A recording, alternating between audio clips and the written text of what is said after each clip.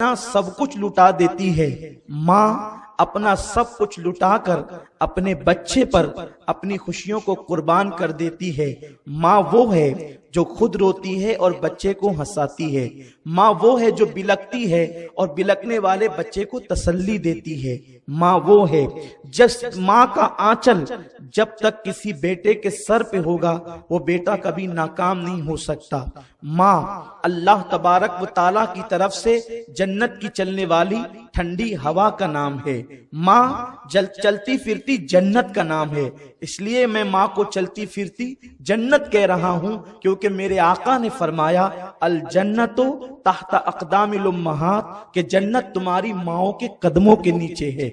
माँ वो है जो अपनी औलाद से सबसे ज्यादा प्यार करती है। माँ वो है जो अपनी औलाद से सबसे ज्यादा मोहब्बत करती है। माँ अल्लाह का नुमाइंदा है जमीन के ऊपर।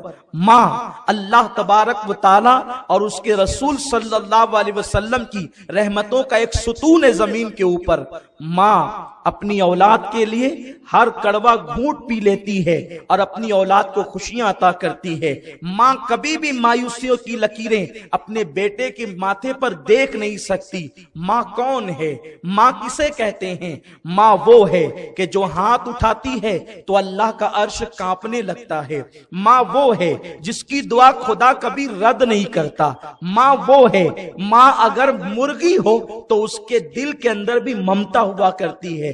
जब माँ जानवर हो तो उसके अंदर भी ममता हुआ करती है। अगर आपने एक मुर्गी को देखा होगा तो आपको पता चलेगा कि मुर्गी जब बच्चों को पैदा करती है, मुर्गी के बच्चे अंडे से निकलते हैं और उसको अगर कोई दाना मिल जाए तो वो मखसूस आवाज निकालकर अपने बच्चों को जमा करती है और उसके टुकड़े करके अपनी चोंच को उठा लेती है। हैरत की बात है, माँ अगर बेअकल मुर्गी हो तो उसकी ममता का आलम यह है, माँ अगर अशरफुल मखलूकात हो तो उसकी ममता का आलम क्या होगा, उसकी मोहब्बतों का आलम क्या होगा, उसके प्यार का आलम क्या होगा, उसकी रहमतों का आलम क्या होगा, उसकी शफकतों का आलम क्या होगा। एक माँ जब अपने पेट के अंदर बच्चे को रखती है, कुरान मुकद्दस उसको बयान करता है कि माँ जब शिकम में बच्चा रखती है तो वो कमजोर से कमजोर तर होती जाती है। लेकिन अल्लाह अकबर, एक माँ हर लम्हा, हर पल, हर साअत, हर घड़ी गोया के मौत के मुंह से करीब होती है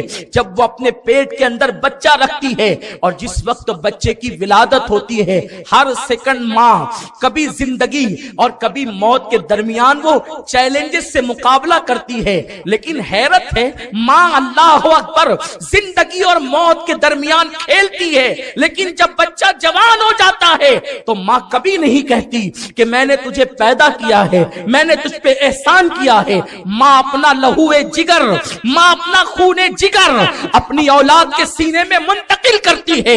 अगर आज कोई जवान जवानी की दहलीज पर है तो वो माँ की शफकतों की बुनियाद पर है, माँ की मोहब्बतों की बुनियाद पर है। अगर किसी के मुंह में ज़बान बोल रही है तो वो माँ की ममता का सदका है। माँ क्या है?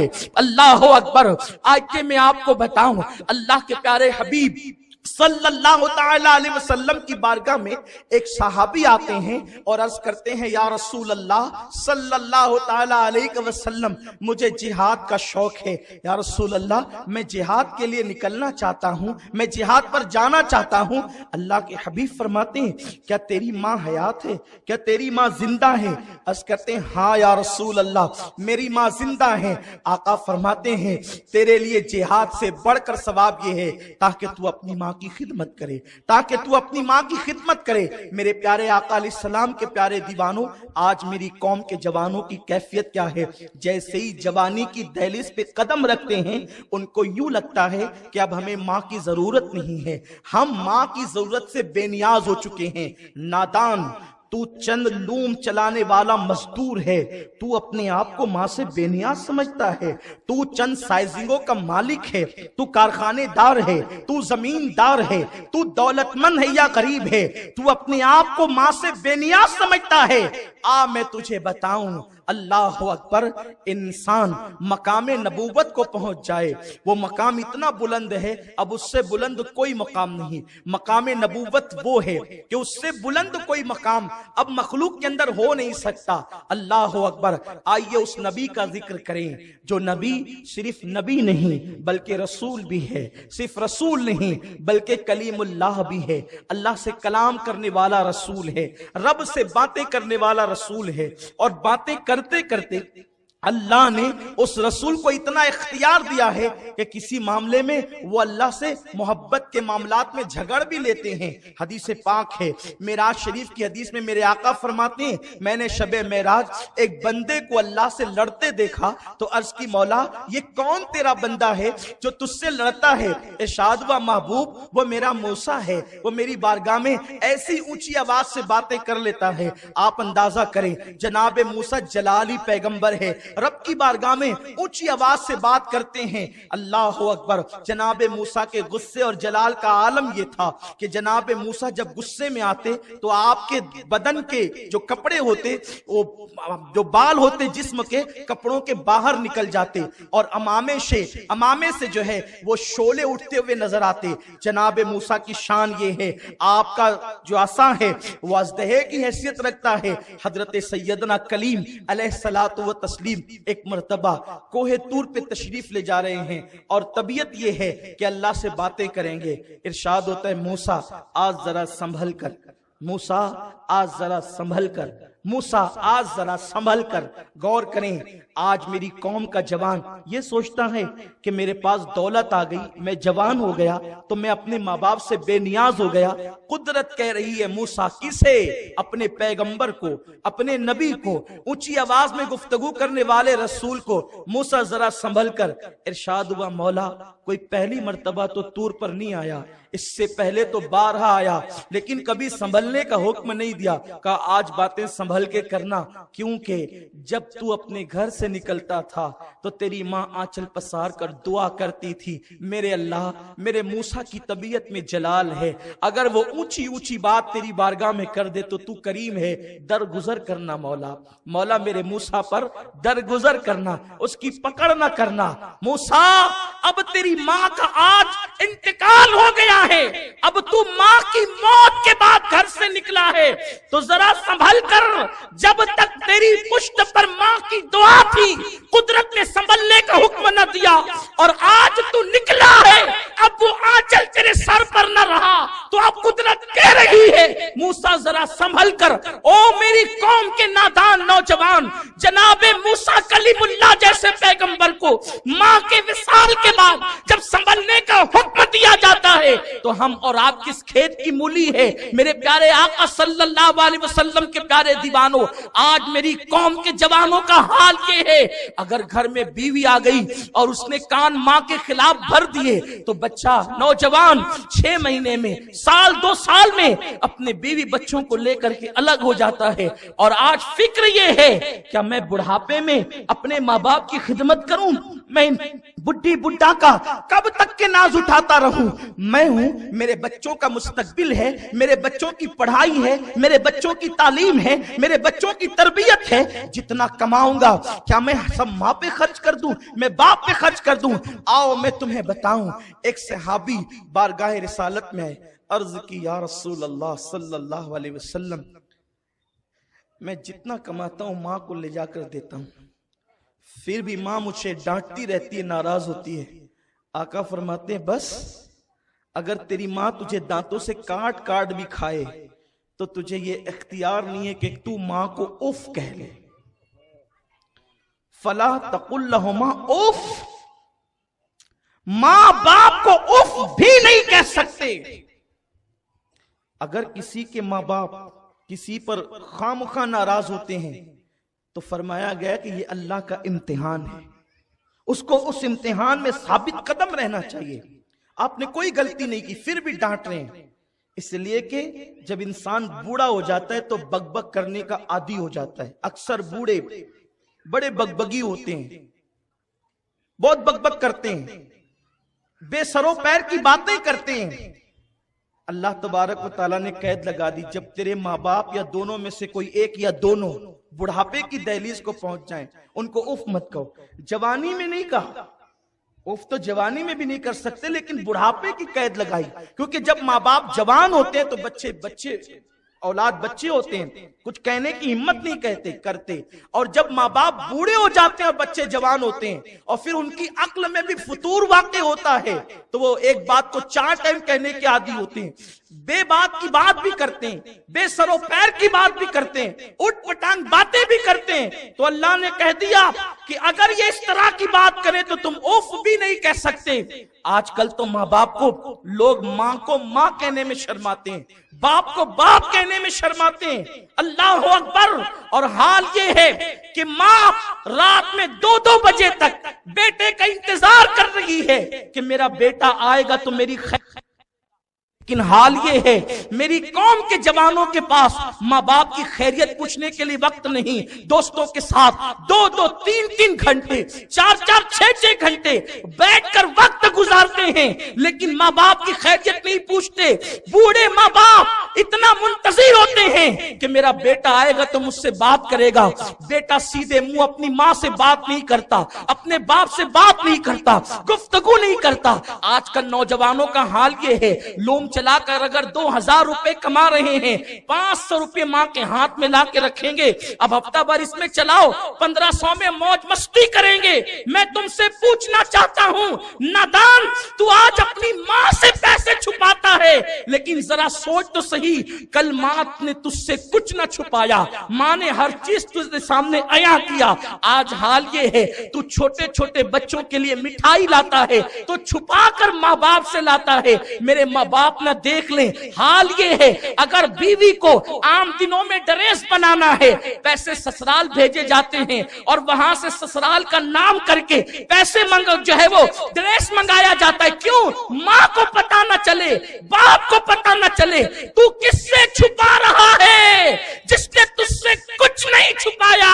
अरे क्या नहीं छुपाया, बल्कि जब तू नहीं होता था और घर में कोई फल आ जाते थे तो माँ छुपा कर तेरे लिए रखती थी, जिसने सारी जिंदगी तेरे लिए छुपा के रखा। आज तू उससे अपनी दौलत छुपाता है, आज तू उससे अपना माल छुपाता है, आज तू उससे तू अपने पैसे छुपाता है। सुन ले, अल्लाह के प्यारे हबीब अलैहिस्सलातु व तस्लीम इरशाद फरमाते हैं, बंदा अगर माँ बाप को अपने कंधे पे बिठा करके 7 मरतबा हज करा दे तो भी वो अपनी माँ का इतना भी हक अदा नहीं कर सकता जो पैदाइश के वक्त उसकी माँ को झटके लगे थे, उसमें से वो एक झटके का हक भी अदा नहीं कर। एक झटके का। आज माँ बाप हैं, लोगों को अहमियत नहीं है। माँ बाप है तो अहमियत नहीं है। ये कौन लोग हैं जिसका चेहरा मोहब्बत से देखो तो मकबूल हज का सवाब मिले? कुछ चेहरे वो हैं जो आपको हर वक्त हर महफिल में नजर आएंगे। आप उसे दोस्तों का चेहरा कह सकते हैं, आप उसे भाई का चेहरा कह सकते हैं, आप उसे बीवी का चेहरा कह सकते हैं। बड़ी माजरत के साथ कोई बुरा न माने, एक बीवी मर जाए, दूसरी बीवी करो वो भी सगी बीवी होती है, दूसरी मर जाए तीसरी करो वो भी सगी बीवी होती है। बीवी कभी सौतेली नहीं होती। एक भाई मर जाए दूसरा भाई होता है, एक दोस्त मर जाए दूसरा दोस्त बनाया जा सकता है, लेकिन वो चेहरा जिसे माँ और बाप का चेहरा कहते हैं, ये चेहरा कभी कायनात में दूसरा नहीं हो सकता। खुदा दूसरा नहीं हो सकता और दूसरे माँ बाप नहीं हो सकते। कहने को तो आप 50 को माँ बाप कहें, अल्लाह की जात मिसाल और तमसील से पाक है। समझने समझाने के लिए दूसरा खुदा नहीं हो सकता और दूसरी माँ बाप नहीं हो सकती। इंसान जिससे पैदा होता है वही बाप होता है, और इंसान जिसके पेट से पैदा होता है, जिसके शिकम से बाहर आता है, वो माँ होती है। इंसान जिंदगी में 50 लोगों को माँ कह दे, लेकिन कोई माँ नहीं हो सकती, इसलिए कि अल्लाह ने माँ के सीने में जो दिल दिया है वो दिल खुदा ने किसी को नहीं दिया है। ये चेहरे आज तुम्हारे दरमियान है। आज तुम लड़कियों में गिरफ्तार हो, दोस्तों में गिरफ्तार हो, लेकिन सुन लो, माँ बाप की मोहब्बत इतनी खालिस होती है, इतनी खालिस होती है कि जब जब तुम्हारा कोई दिल दुखाएगा उस वक्त तुम्हें अपने माँ बाप का प्यार याद आएगा, लेकिन उस वक्त तो ये चेहरे तुम्हें देखना नसीब न होंगे। बड़े खुशनसीब है वो लोग जिनके माँ बाप जमीन के ऊपर हयात है। अल्लाह मेरे और आप सबके माँ बाप को उम्र खिज़र अता फरमा और अल्लाह उन्हें हमेशा खुश रखे, हमसे राजी रखे। एक दिन वो होगा माँ बाप को सताने वाले, जिस दिन तेरा बेटा तुझे सताएगा, तुझे याद आएगा कि मैंने अपनी माँ का दिल क्यों दुखाया था, मैंने अपने बाप को तकलीफ क्यों पहुंचाई थी, मैंने अपने बाप को दुख क्यों दिया था। आपको मोहब्बतों का एहसास नहीं। मैंने एक आर्टिकल पढ़ा था और मैं बहुत रोया था। आर्टिकल ये था, एक शख्स ने अपनी पहली बीवी के इंतकाल के बाद दूसरा निकाह किया। कोई मायूब नहीं, अच्छी चीज है, इसलिए कि इंसान बीवी के बगैर रह नहीं सकता, बीवी जरूरत है। पहली बीवी मर गई, इंतकाल कर गई, दूसरी से निकाह किया, दूसरी बीवी से निकाह हुआ। एक दिन पहली बीवी के बच्चे को लेकर वो शख्स बैठा हुआ था और अपने नन्हे से बच्चे से पूछता है, बेटे तेरी पहली माँ और दूसरी माँ दोनों में फर्क क्या है? पहली माँ और दूसरी माँ दोनों में फर्क क्या है? इसलिए कि जो बच्चा था वो पहली माँ का था और आज उसने दूसरी माँ का चेहरा देखना नसीब हुआ था। बड़े खुश नसीब है वो बच्चे जिन्हें कभी दूसरी माँ का चेहरा देखना नसीब नहीं होता। जो हमेशा हकीकी माँ की आगोश में परवरिश पाते हैं वो बड़े खुश नसीब हैं।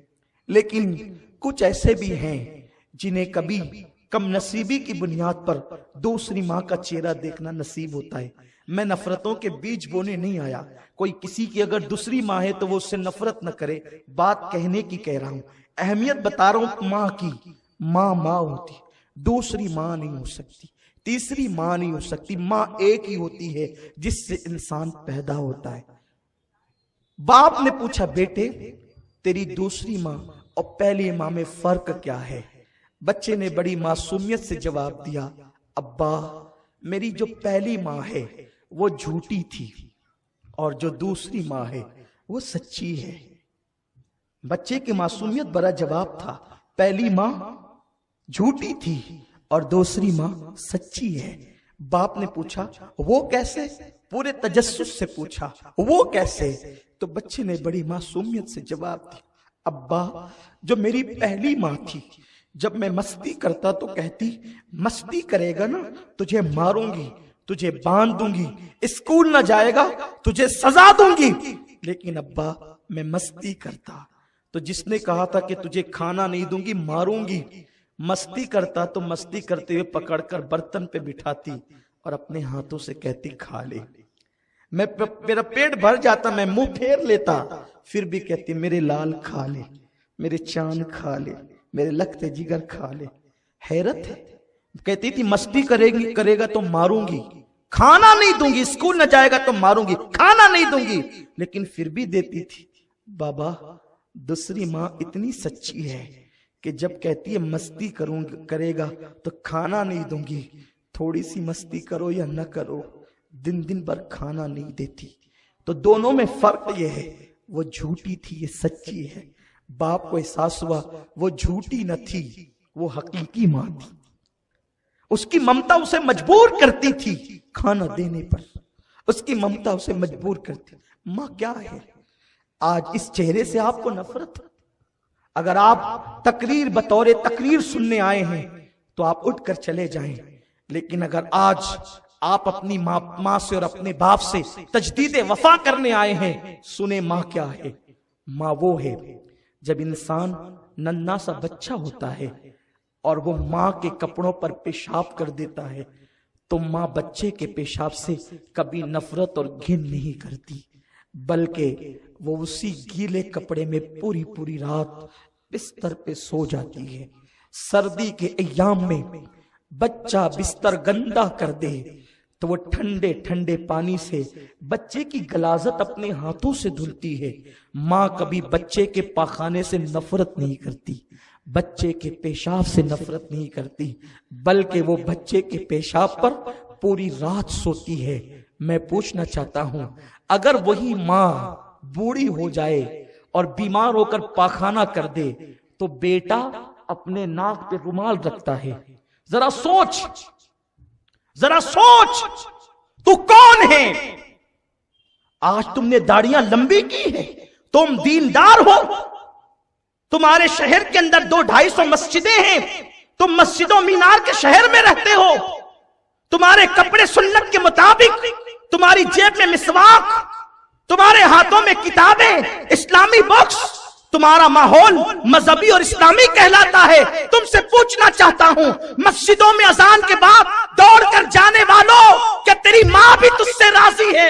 क्या तेरा बाप भी तुझसे राजी है? मस्जिदें भरने वालों, मस्जिद बनाने वाले, मस्जिद बसाने वाले, मुस्तफा ने फरमाया कि जिसके माँ बाप उससे नाराज हो जाए, अल्लाह उसकी नमाजों को उसके मुंह पे फेंक देता है।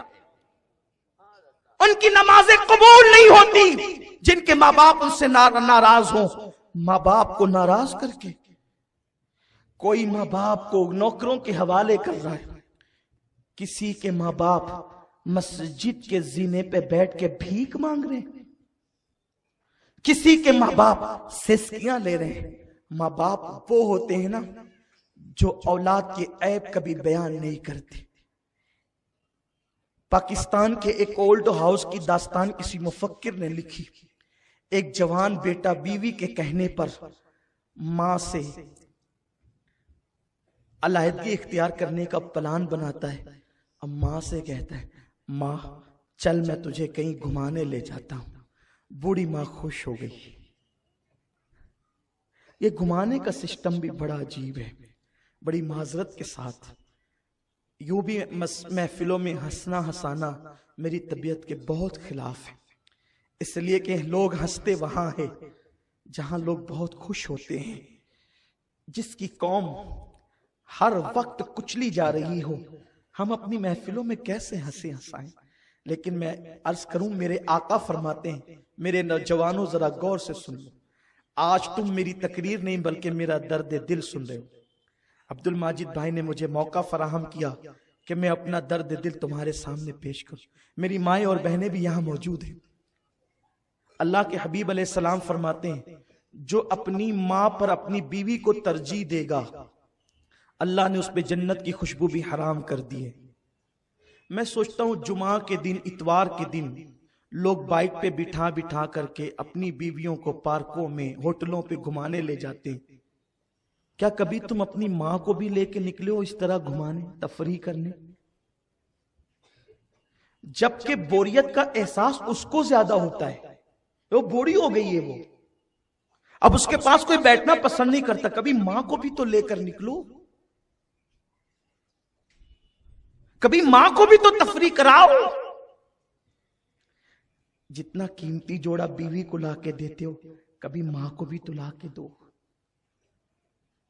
शहर मालेगांव मंदी में डूब गया है, लोग दुआएं कर रहे हैं, रो रहे हैं, गिड़गिड़ा रहे हैं, हम भी आप ही में शामिल हैं। लेकिन मेरे आका फरमाते हैं, अगर कोई तंग दस्ती से निजात चाहता है तो वो माँ बाप पर फराग दिली से खर्चा करे, अल्लाह उसके रिस्क में बरकतें अता फरमाए। तंगी का इलाज है। आका फरमाते हैं, जो माँ बाप के साथ अच्छा सलूक करे, अल्लाह उसकी उम्र लंबी कर देता है, उसको मालदार कर देता है, माला माल कर देता है। आका फरमाते हैं कि जो नमाज में अपने माँ बाप की मगफिरत के लिए दुआ ना करे, अल्लाह उसकी नमाज को कबूल नहीं करता। उसकी नमाज नाकिस और नामुकम्मल रहती है, उसकी नमाज अधूरी रहती है जब तक वो अपने माँ बाप के लिए मगफिरत की दुआ ना कर ले। तो एक जवान ने अपनी माँ को घर से बाहर निकालने का प्लान बनाया और उसने कहा, माँ चल मैं तुझे घुमाने लेकर चलता हूँ। बूढ़ी माँ के दिल की कली कली खिल गई, दिल के कानों से सुने। मेरी माएं और बहनें भी यहाँ, जवान मेरी बहनें बैठी हुई हैं, मैं उनका भाई, उनका खादिम, और मैं उनका शुक्रिया अदा करता हूँ। दूर दूर से आती है महफिलों के अंदर। मैं कहता हूँ, जब आपका शौहर आपकी तरफ मुतवज्जे हो तो कभी तुम भी तो कह दिया करो कि वो तुम्हारी माँ है, जरा उसका भी ख्याल कर लो। अगर एक बीवी अपने शौहर को याद दिलाए, खुदा याद दिला दे कि अपने माँ का भी जरा ख्याल कर लो, तो शायद मैं समझता हूं कि शौहर आपके कहने पर कुछ करेगा। और आपका हाल तो ये है, आपको अपनी माँ अच्छी लगती है, शौहर की माँ अच्छी नहीं लगती। लेकिन मेरी बहन याद करना, याद रखना, अपनी बूढ़ी सास को तू कब तक सताएगी? एक दिन तू भी सास बनेगी, और जो सुलूक आज तू अपनी सास के साथ कर रही है, इससे बदतरीन सुलूक तेरी बहू तेरे साथ करेगी। इसलिए कि अल्लाह दूर नहीं है। कमा तदीन तुदान, तुम जैसे करोगे अल्लाह तुम्हारे साथ वैसे ही बदला लेगा। वो औरतें सुकून से होती है बुढ़ापे में जो अपनी सास की दुआ लेती है, क्योंकि तुम्हारी जन्नत तुम्हारा शौहर है और तुम्हारे शौहर की जन्नत उसकी मां है। अगर तुम सास को घर से बाहर निकलने का प्लान कर रही हो तो गोया कि तुम अपने शौहर को बेजन्नत करना चाहती हो। उसे जन्नत कैसे मिलेगी?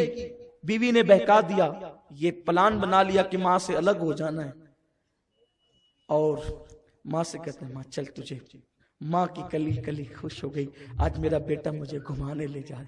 बूढ़ी माँ को वो लेकर कार में बिठाया और ओल्ड हाउस के दरवाजे पे कार खड़ी की। पार्क बना हुआ था, उसके जीने पे माँ को बिठाया, कहा माँ देख ये ओल्ड हाउस है, ये बुढ़ा घर है, यहाँ बड़ी खिदमत की जाती है, बहुत ख्याल किया जाता है, आज से तुझे यहाँ रहना है। अच्छा मैं चलता हूं, मेरे लिए दुआएं करते रहना, जब जब मौका मिलेगा मैं आया करूंगा मिलने के लिए। माँ ने हसरत भरी नजर से अपने जाते हुए बेटे की कार को देखा। बेटे के घर में कोई कमी न थी, बहुत मालदार था वो, लेकिन बीवी के कहने पे माँ को अलग कर रहा था। माँ ने अपने दुपट्टे से थरथराते हुए हाथों से दुपट्टे से आंसू पोंछे, और माँ को क्या याद नहीं आता होगा, वो गीले बिस्तर पे सोना, अपना दूध पिलाना। ये दूध क्या है? खून के कई कतरे मिलते हैं तब जाके कहीं दूध का एक कतरा बनता है। 2 साल तक पूरे शौक के साथ माँ अपने बच्चे को दूध पिलाती। माँ कभी सीने लगाती, कभी चूमती है, कभी प्यार करती, कभी मोहब्बत करती, बल्कि वो मोहब्बत ही तो करती है। और करती क्या है? उसने जाते बच्चे को देखा, जवान बेटे को देखा, लेकिन बुढ़ापा हसरत भरे अंदाज से ठहर गया और जवान बेटा कार में रवाना हो गया। ओल्ड हाउस के जिम्मेदारों ने जिस वक्त एक बुढ़िया को रोते हुए देखा, वो रजिस्टर लेकर के चंद जिम्मेदारान आए, बुढ़िया के इर्द गिर्द बैठ गए। माई तेरा नाम क्या है? बुढ़िया ने दुपट्टे से आंसू पोंछते हुए और रोते हुए अपना नाम कहा। फिर कहा तेरे बेटे का नाम क्या है? बुढ़िया की हिचकी भर गई, आवाज भर्रा गई, बेटे का नाम न ले सकी। किसी ने कहा माई तेरे बेटे का नाम? कुछ नहीं कहा। माई तेरे बेटे का नाम? कुछ नहीं कहा। किसी ने कहा छोड़ो, माई को अंदर लेकर के चलो, ये इसका बेटा इसको आज छोड़ गया है ना, इसलिए इतनी नाराज है कि ये अपने बेटे का नाम लेना नहीं चाहती। जैसे ही इतना सुनना था कि ये अपने बेटे से इतनी नाराज है कि अपने बेटे का नाम लेना नहीं चाहती, बुढ़िया ने पूरी बुढ़ापे की ताकत को इकट्ठा किया और बोल नहीं पा रही थी, रो रही थी। कहने लगी खबरदार, मेरे बेटे के खिलाफ एक जुमला भी अगर कहा तो ये ना कहना कि नाराज हूं इसलिए बेटे का नाम लेना नहीं चाहती। अल्लाह मेरे बेटे को सलामत रखे इसलिए उसका नाम लेना नहीं चाहती कि मेरा बेटा बड़ा मशहूर है, अगर नाम बता दूंगी तो मेरे बेटे की बेइज्जती हो जाएगी। उसकी आबरू को बचाने के लिए नाम नहीं लेती। माँ ये होती। तुमने माँ को कभी नहीं पहचाना। ये दुनिया की रंगीनियां, रंगरेलियां, ये सब तुम उसमें डूबे हो। आज तुम्हें माँ बाप की अहमियत नहीं पता। आओ, जिस दिन तुम्हारे पास सब कुछ होगा लेकिन एक माँ नहीं होगी, जिसकी माँ नहीं है उसकी जिंदगी में रौनक नहीं है। जिसकी माँ नहीं है उसकी जिंदगी में मुकम्मल खुशियां नहीं है। जिसकी माँ नहीं है उसका सर गोया के खुला हुआ है। जिसकी माँ नहीं है गोया के वो बेसहारा है। जिसकी माँ नहीं है गोया के वो मुकम्मल तौर पर जिंदगी की लज्जतों से अल्लाह अकबर लुत्फअंदोज नहीं है, कहीं कहीं वो महरूम है। इसलिए कि माँ क्या है आपको बताऊं, इंसान के पास सब हो, अगर माँ ना हो तो एक दिन उसे माँ याद आती। हाँ, जरूर याद आती। मुझे एक हदीस पाक याद आ गई। एक दिन मेरे सरकार मस्जिद नबवी शरीफ के एक कोने में बैठकर रो रहे हैं। हुजूर की मिज़गा में आंसू है, मिज़गा पे आंसू है, आंखों से आंसू बहते हैं और गालों पर आते हैं और मोतियों की तरह झड़ जाते हैं। अल्लाह के हबीब को रोता देखकर, वो रसूल जो ओहद की सख्तियों में न रोए, वो रसूल जो बद्र की तकलीफ में न रोए, वो रसूल जो मक्के में कांटों पे चल कर न रोए, वो रसूल जो पत्थर खाने के बाद न रोए, वो रसूल जो बड़े बड़े मसाइब मुसीबतें तकलीफें झेल कर भी मुस्कुराते रहे, जिसकी तस्की से रोते हुए हंस पड़े, उस तबस्सुम की आदत पे लाखों सलाम। आज वो रसूल पाक रो रहे हैं। सहाबा ने जैसे हुजूर को रोते देखा। कौन रो रहा है? हबीबे खुदा रो रहा है।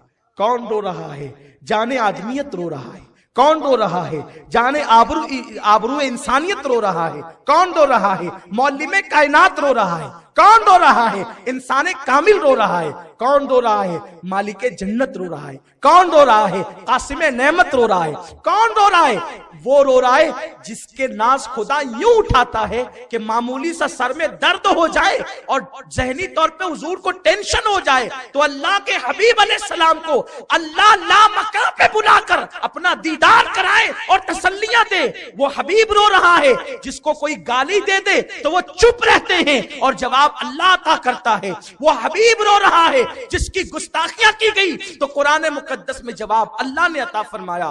वो प्यारा हबीब जो लेट जाए तो या अय्युहल मुद्दस्सिर की आयत नाजिल हो जाए, जो अल्लाहु अकबर खिरामे नास फरमाए तो ला उक़सिम बिहाज़ल बलद कुरान कहे, जो मुस्कुरा दे तो कुरान वन नज्म कहे। वो प्यारा हबीब रो रहा है। उस हबीब को रोता देखकर सहाबा जो जान से ज्यादा प्यार करते थे आ गए इर्द गिर्द। हुजूर, हमारे माँ बाप कुर्बान, आपको किस चीज ने रुलाया? आप क्यों रो रहे हैं? आका फरमाते हैं, आज मुझे मेरी अम्मी हजरत आमिना की याद आ गई है।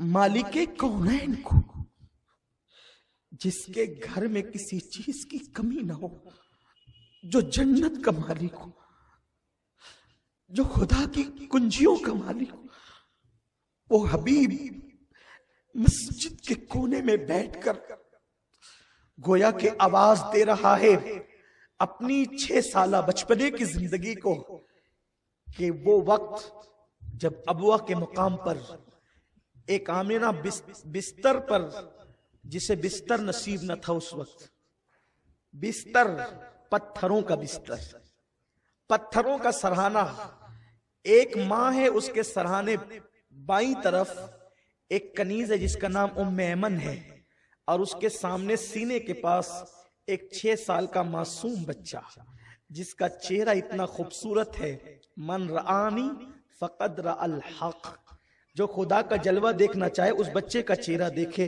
वो 6 साल का मासूम बच्चा अपनी माँ के सीने के पास बैठा है और उसकी माँ उसको देख करके रो रही है और कहती है, ए मेरे बेटे मोहम्मद, अब मेरी जिंदगी के आखिरी लम्हात है, मैं अबुआ के जंगल में हमेशा के लिए गुम हो जाऊंगी, लेकिन मैं जानती हूं कि मैंने इतने आला और अफजल तरीन बच्चे को जन्म दिया है कि मेरा नाम कभी दुनिया से खत्म नहीं होगा। लोग हमेशा मेरा नाम लेते रहेंगे, मुझे याद करते रहेंगे, पूरी दुनिया में मेरे इस बेटे के जरिए से मेरा नाम लिया जाएगा। हुजूर अलैहिस्सलाम को वो लम्हात याद आ रहे थे। 6 साल की उम्र में मेरी माँ मेरी पेशानी का नूर देख करके दुआ कर रही थी और आंखें बंद कर। हुजूर की अम्मी जान हजरत आमिना के ये लम्हात हुजूर को याद आ गए। हुजूर रोने लगे, आज मेरी अम्मी मुझे याद आ गई। हुजूर की अम्मी के आखिरी लम्हात क्या थे मैंने किसी तकरीर में कहा होगा, लेकिन आज कहता हूँ। हुजूर की माँ पर के जबान पे जो आखिरी जुमला था वो नात का शेर था। आप कह रही थी, मेरे बेटे का चेहरा ऐसा है जिसके सदके अल्लाह बारान रहमत का नुज़ूल फरमाता। मेरा बेटा वो है जिसके डंके मशरिको मगरिब में गूंज जाएंगे। मैंने इतना अजीम बेटा जन्म दिया है। तो ये जुमले कह रही थी और आंखें बंद कर लिया। हुजूर अपनी माँ के सीने पे हाथ रख के कहते हैं, अम्मी और बोलो ना। हुजूर 6 साल के बच्चे अपनी माँ से कहते, अम्मी और बोलो ना। एक मर्तबा का अम्मी और बोलो ना, तो उम्मे ऐमन ने रोक दिया। बेटे जो चुप हो जाते हैं मौत की आगोश में, फिर वो बोला नहीं करते। अल्लाह की इज्जत की कसम, अगर उम्मे ऐमन मना नहीं करती और हुजूर दूसरी बार कह देते अम्मी बोलो ना, हुजूर की मां जरूर बोलती। लेकिन कुदरत को यह मंजूर था ताकि ये दास्तान उम्मत के सामने दोहराई जाएगी। अम्मी और बोलो ना, जो कह रही थी बोलो ना। कहती है जो दुनिया से चले जाते हैं बेटे वो बोला नहीं करते, चुप हो गए। हुजूर सैयद आलम, हुजूर को वो लम्हात याद आ गए। आका मस्जिद नबी में बैठ के रो रहे थे और कहते हैं आज मुझे मेरी अम्मी हजरत आमिना की याद आ गई। सरकार अलैहिस्सलाम की बारगाह में हुजूर को रोता देखकर सहाबा भी रो पड़े। आका फरमाते अब इशा का वक्त आने वाला है, काश मेरी माँ आमिना हयात होती और मैं तुम लोगों को इशा की नमाज पढ़ा रहा होता और मेरी माँ मुझे कहती ऐ मेरे बेटे, ऐ मेरे बेटे, हाय हाय हाय, ऐ मेरे बेटे। कुरान जिसे तौहा कहे, कुरान जिसे यासीन कहे, कुरान जिसे मुज़म्मिल कहे, कुरान जिसे मुद्दस्सिर कहे, कुरान जिसे वन नज्म कहे, कुरान अल्लाहु अकबर जिसे काफ हा या ऐन स्वाद कहे, कुरान जिसे इन्ना आतैना कल कौसर कहे। और कौन कह रहा है कुरान में? वो अहकमुल हाकिमीन कह रहा है, जिसको खुदा ने जिसके 3000 नाम रखे, नाम 3000 नाम, 3000 नाम है जिस रसूल के। वो रसूल कहते हैं काश मैं इशा की नमाज पढ़ा रहा होता और मेरी मां मुझे कहती ऐ मेरे बेटे। ये बेटे की लज्जत जरा लीजिए। हुजूर को याद आता है कभी मेरी मां मुझे बेटा कह के पुकारती। अल्लाह की इज्जत की कसम, पूरे हिंदुस्तान में सफर करते हैं, दुनिया में लोग जानते हैं तहदीस नेमत के लिए लोग अलकाबात से पुकारते हैं। कोई उम्दतुल खुतबा कहता है, कोई आले रसूल कहता है, शहजादा गौसुल वरा कहता है, कोई अदीब कहता है, कोई खतीब कहता है, कोई मुबल्लिग इस्लाम कहता है। खुदा जाने लोग क्या क्या कहकर मोहब्बतों का सबूत देते हैं। लेकिन अल्लाह की कसम खाकर आज कहता हूं, सारे अलकाबात सुनकर भी दिल को इत्मीनान नहीं होता और न मेरे दिल को खुशी होती है। लेकिन जब मैं लंबे सफर से वापस होकर अपने घर लौटता हूं, मेरी माँ मुझे बेटा कहती है, तो वो सारे अलकाबात मुझे हैच नजर आते हैं जो मुझे मिंबरों पे दिए जाते हैं। इसलिए कि जब ये हदीस सामने हो ना, ये हदीस सामने हो कि मैं लोगों को नमाज पढ़ा रहा होता, इशा की नमाज, इमामुल अंबिया कहते मैं नमाज पढ़ा रहा होता और मेरी माँ कहती बेटा मोहम्मद इधर आ,